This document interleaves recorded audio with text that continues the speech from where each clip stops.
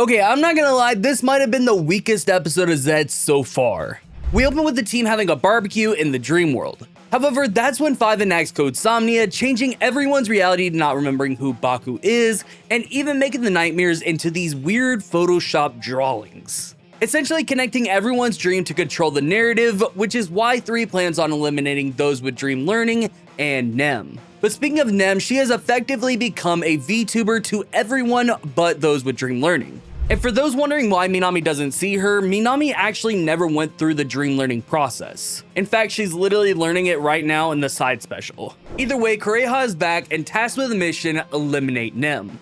But Baku won't let that happen, saying that she isn't that kind of person. However, Zeztz has a mission to fulfill, sending her in to take on Baku. But before that, I really just gotta say I love Baku and Nem's relationship. She feels like the world would be better off thinking that she's some anime girl, but Baku shows that she does matter in the world. Either way, this fight is essentially Coughing Baby versus Hydrogen Bomb. Kureha literally had no chance in this fight. And with that, we get Baku doing some classic talk no jutsu to Kureha, convincing her to join him.